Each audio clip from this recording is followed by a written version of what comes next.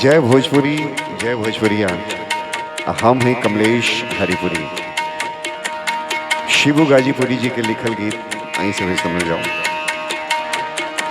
फूल बगिया में आयल बहार, फूल बगिया में आयल बहार, चलो सखी फूल लोढ़े। फूल बगिया में आयल बहार, चलो सखी फूल लोढ़े। घूम आयल बाणे, हाँ घूम आयल बाणे दुई गो कुमार, चलो सखी फूल लोढ़े। फूल बगिया में आयल बहार।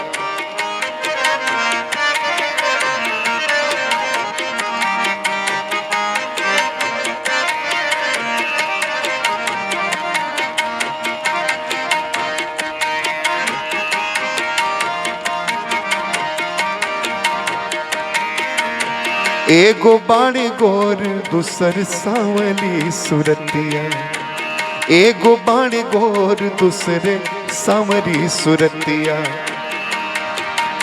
अब ब्रह्मा जी बनौले बाणे गजबे मुरतिया, ब्रह्मा जी बनौले बाणे गजबे मुरतिया। अरे ब्रह्मा जी बनौले बाणे गजबे मुरतिया। जुटल देखे खातिर, जुटल देखे खातिर गोवा जवार, चलो सखी फूल लोढ़े। फूल बगिया में आयल बहार, चलो सखी फूल लोढ़े।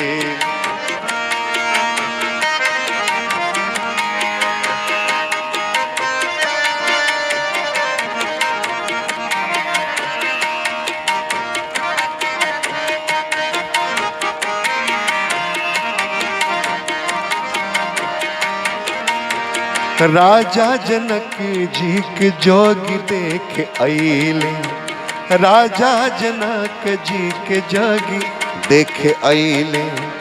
जे भी देखल उनका नैना में समैले, जे भी देखल उनके नैना में समैले।